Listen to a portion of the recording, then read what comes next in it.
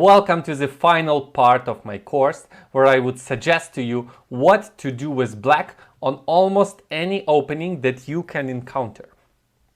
Again, I want to emphasize this is not a list for equality. You will not get equal positions in some cases. My goal was this one, that you have at least one pawn in the center, that you castle quickly, and that you know where to put the remaining at least minor pieces. That's all I was looking for. And the lines I'm suggesting to you are objectively decent ones. I'm not suggesting some dubious lines, because again, the easiest one would be to say you go d6, knight f6, g6, bishop g7 and castle. Basically this is King's Indian or Pirk, but you have 0 pawns in the center. So I was looking for lines in most of the openings where you can accomplish center development and castle. Let's get started. e4. Okay, e4. I recommend e5. This is the fastest way. You need to develop your knight and you need to develop your bishop, and then you need to castle quickly. So what can white do here? Initially, I only considered knight f3. But then I remember that I showed you a game with King's Gambit. And to be honest with you, do not tell anyone, I did not study King's Gambit myself well. But for you guys, I did an effort. So here's my suggestion to you. Objectively, I think black should take that pawn and very often support it with g5, which leads to extraordinarily difficult positions to comprehend. So it took me quite some time to find a line, an easy line to understand where you can get a decent position. At first, I thought you can just go d6. And no, I thought bishop c5 could be the move, followed by d6. But then after knight f3, d6, c3, after d4, white gets the whole center. It is very risky strategy. Then I saw d6, but then this bishop is stuck. And then I found what I was looking for. Okay, Queen's Gambit is very unlikely, although I'm not sure some people choose to play it. So here's my recommendation. You go d5. You put another pawn in the center right now. The only decent move for white here is to capture the pawn. And here, black sometimes takes, black sometimes pushes the pawn. I like the following line. It's c6. Gambit style. So white is looking to give up a pawn for a center, and we're saying, you're playing the gambit? No, I am playing the gambit. So what is the idea of this, like playing 3 moves with the pawn? For example, if white takes, you take with the knight, immediately black is better. This is very surprising. Immediately black is better because look, this bishop can develop here. This knight goes here. This bishop can be developed anywhere you like. Indeed, you do not have a pawn in the center. However, in none of the lines, almost in any of the lines, white can never take the pawn because there's always a nasty check on h4. White has to go g3, queen e4, check, and the rook is being lost. Game over. So what I also liked about this line is there are some lines where white is just losing as early as move 5 or 10. So it's full of, well, let's call it traps, but this is objectively a good line to play. For example, what if white takes your pawn? It seems like white is 2 pawns up. You want to take on d5? Wait a second. Do not capture. Give a check. Completely winning position on move 4. That's amazing. Queen h4 check. So what happens? If white goes g3, you give a check, that's it. The rook is lost. Next move, you take the rook, and the queen will easily get out from the corner. What happens if the king goes to e2? Okay, you could be already happy that the king is in the center, but this is complete win for white. You keep checking with the queen. King f7. The fact that you gave up the whole center, your bishops are out. Bishop c5 check. King has to go to g3. You give another check, queen g3, and it's literally mate in 2-3 moves. If king h4, it's mate immediately. If king f4, it's queen, wait a second, king f4. Oh my god, it's such a horrible position. Where is the simplest mate? Maybe this one. Check. The queen is protected. King goes here and checkmate. Checkmate, move 9. Okay, so f takes e5 is clearly wrong. So what else can white do? Okay, 2 captures are not good. That's a good sign, I would say. I think the best move for white is knight c3. It is not natural. Not developing the knight, the bishop. No. The second best move here is queen e2. two not very obvious moves. What happens if white develops the knight to f3? You can take the pawn on f4, but it's even better to push the pawn forward, knight jumps to the center, and you take the pawn, and now suddenly you're not materially down, you have two pawns in the center, development is very natural, right? Knight f6, bishop goes to c5, very active, or d6, whatever. And then you castle. Black has big advantage already, and well, the only thing it could be that white can just try to checkmate you with queen h5. Again, another trap, you go g6, to justify queen h5, white has to take, using seemingly the same trick as we are using. If h takes g, the rook is hanging, you can see that. If f takes g, queen e5 check, seems that the rook is lost. Give it a second. King f7, queen h8, knight f6, the cage has closed, and there's a magnificent difference because black's gonna move the queen somewhere here or there, and bishop g7 is unstoppable. White is not even close to saving the queen. For example, b3, queen d7, bishop b2, and bishop g7. The queen is lost. Bye-bye birdie. So queen h5 is just a bad move. White can give one check. You can protect yourself as the bishop, and then you continue with knight f6, bishop c5. Black is better. So knight f3, not so good. Two best moves are queen e2 and knight c3. Okay, it's very unlikely that your opponent would make them. But let's say white goes knight c3. I think a good move here is a capture. You just capture and you say, we have even number of pawns, my next move is capture. What do? If white takes, again, this is a horrible move because queen h4 check. And there's no g3 because now you take, and if king has to go to e2, the whole point of moving the king is lost because white doesn't have the center. So white actually has to go knight f3, development. You take a pawn, white puts the pawn in the center, and now you quickly develop your pieces. You go knight f6. White takes the pawn. You develop the bishop, you offer an exchange. White take, you take, and next move is castle, and black succeeded in pawn in the center, king is safe, knight's developed, this bishop will go to g4, great position for black. That is equal position for black and white. And queen e2 is just so weird. It's just a weird move. There are plenty of moves you can do. I like the following move, e4. You wanna, because now white wants to take with the pawn. Actually, the idea of queen e2 is not to take with the queen, because the queen would be, it's to take with the pawn to address queen h4 check. And we say, no, I go e4, and if you take, I go bishop e7, knight f6 castle, white is in huge trouble already. Now black is the one attacking. Knight f6 castle, all pieces get out quickly. f4 is enormous weakness in white's position. Actually, white has to play something like d3.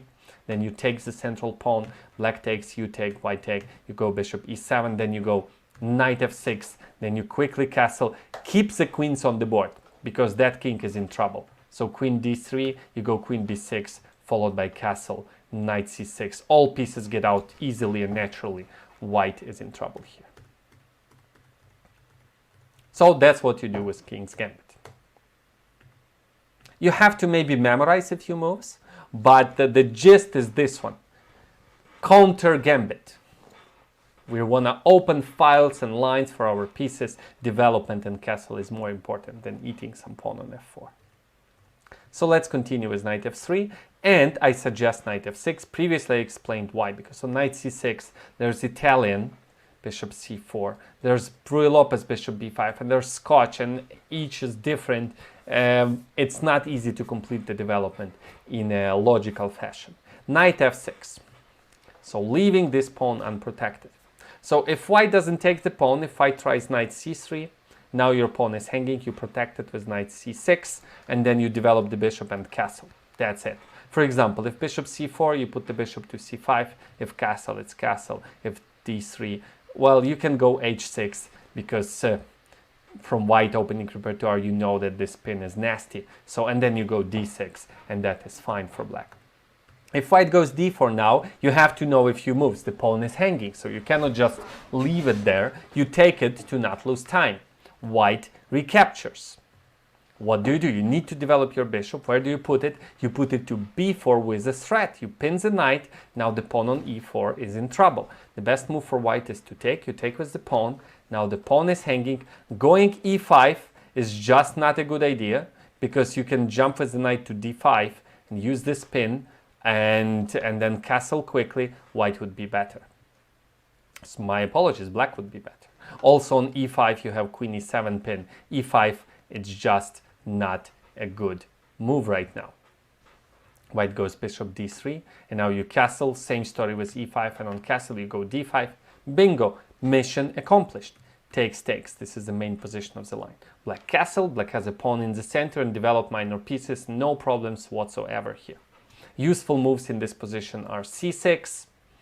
Sometimes bishop comes back to d6, bishop to e6, or bishop to g4. Simple development. All right. And if white goes bishop b5, you just copy the moves basically. It is important to note that the pawn on e5 is not lost. For example, bishop takes c6. In 90% of cases, you take with the d pawn to free this bishop. So if knight takes, you can go queen e7, and then pawn on e4 and knight on e5 are hanging. At any moment, you can take and win the pawn back. Black is fine here. If white castles here, you also castle. If takes, knight e5, very similar, you go rook e8, knight is hanging, and the pawn on e4 would be won back instantly. Knight d3 is the main move, and now takes, knight takes. The position is symmetrical and equal. If white goes d3, you go d6. You have a pawn in the center, you have castled, and on bishop g5 it is important to do this. Takes. It is very important to take that knight because knight d5 is a very nasty threat. Knight d5 using this pin, that's why you have to neutralize that knight. You go h6, bishop h4. The pin is not dangerous because there is no knight d5, no knight to appear on d5, and you can continue with bishop d7, queen e7, bishop e6 is fine. This is an okay position for black. If you're not happy with what I'm suggesting, you can open the Megabase. You can go to leechess.org. It's a free website with online free database. You can find the line that you prefer as long as you understand what exactly to do. That's pretty much it on knight c3. And if knight takes e5, you have to go d6 first. That's important to memorize. You cannot take this one because of queen e2, and you cannot come back with the knight. Knight c6, discover check. If you want to learn more about tactics, you're welcome to check my other course for Udemy about understanding chess tactics. So this is not good. You have to kick the knight first. Knight moves back, and now you take. So what do you do next? You go bishop e7 and castle, and then you put another pawn in the center. As simple as that. For example, if white goes knight c3, which is one of the main lines in for white here, you don't want to go to this position because it's bishop e3, queen d2, long castle, very sharp play. It is much safer to come back to f6. Yeah, I know it loses a tempo. That's fine. d4, you put a pawn in the center, and then you go bishop e7 and castle, like a solid position. Pawn in the center, king safe, that is all fine. Bishop d3, bishop e7, castle, castle. Black is doing all right. If white goes d4, you go d5.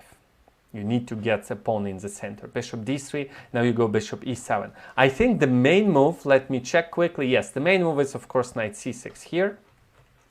But again, it's hard to explain. The idea is that on c4 there would be some knight b4 ideas. Why would you develop a knight now? This is like a next level of understanding. I suggest bishop e7, castle, castle. Again, knight c6 is the main move. Castle, castle. And the point is, black has a pawn in the center, king is castled, black is doing all right. Rook e1 attacking your knight, and now bishop f5. Developing the bishop, protecting the knight. So, for the record, white is slightly better because it is white to move. Black has a strong knight on e4, but it needs support, and bishop on e7 is not well placed. It would be better placed on d6. So white is slightly better, but black is doing all right. For example, if white undermines the center with c4, you cannot take because you lose the knight. You have to support the center with c6. You have to fight for your pawn in the center. White goes knight c3, for example, and now you have to release the tension. Takes, you attack the queen. White has to take, you take the bishop. Black takes, now you develop the knight to d7. Black is doing all right. The pawn is in the center. The pieces are defended and developed. So that's what you do on e4. I suggest Petrov. It's simpler to understand. And I have a little lazy but effective suggestion against all the other openings. Almost literally all the other openings except one e4. This is what you do. You put the pawn in the center, which is d5. And then you develop your kingside as quickly as possible, which is knight f6, e6, bishop to e7, and castle. For example, d4, d5. If white goes c4 first, you say you don't want to go d5 now, because that would be a bad Scandinavian. Takes you have to take with the queen. No, you go e6 and you do the same. Your next move is d5, then knight f6, bishop e7, castle, and you say, phew, I put a pawn in the center, my king is safe, my minor pieces are developed, I am good to go. The same with knight f3, you just go d5 and you have literally the same idea, same development. d4, d5, white goes c4. You support the center. White goes knight f3, you don't take any pawns, you develop the knight quickly. So white has many setups. White has Catalan, Queen's Gambit, white has something else, white has London system. You do this one, bishop e7 and castle. For example, but what do you do next? So this is something white cannot stop. So I suggest, I'm showing like the line where white is not bothering you. For example, e3, go bishop e7, white go knight c3, you castle, white go bishop d3. So we accomplished the first 5 moves, d5, e6, knight f6, bishop e7, and castle. What do you do with these guys? It is not that obvious what to do. Sometimes you can take the pawn, but it loses control over the center, so I'm not recommending that one. So you need to develop this bishop. What do? Your own pawn is in the way. That's like one of the problems. That's why sometimes they try Slav, you know. I said it in one of my previous, white-black tries to develop bishop first to resolve this issue of this white squared bishop. It's not simple to find a good place to be. So I suggest b6. You put the bishop to long diagonal. As we know, that's a good place for a bishop because it's aimed towards the center. So for example, white castle, you put the bishop to b7. White has the same problem with the bishop. That's why e3 was not the best move here for white. Anyways, white goes b3, and then you put another pawn in the center. You have 2 pawns in the center, white has 2 pawns in the center. And if white takes, you can take with the pawn, you can take with the knight, you have a variety of options, maybe with the pawn. If black takes, white takes here, you take with the pawn. If white takes here, you take with the pawn, you have a nice center. It's called hanging pawns. That's very sophisticated topic for the middle game, but from the opening perspective, you've succeeded.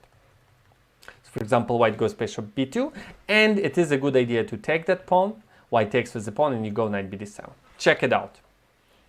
King is safe, pawn is in the center, minor pieces developed, rook goes to c file, maybe this rook goes to e8, although there's not much perspective there. You have succeeded in developing your pieces and putting your king to safety. This is by no means a road to equality. If it was that simple, nobody would play chess, right? All the games would end in a draw if that was that simple. To equalize.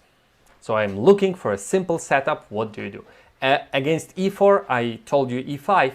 Any other move, these arrows are your list of moves to do. And then you take care of the queen side. That is pretty much it, what I want you to know about openings for black. Center development castle, exactly following the rules described as fast as possible. There's no faster way than the arrows you are seeing on your screen. Make sure to check the positions from homework to improve your knowledge from my course. I thank you for watching.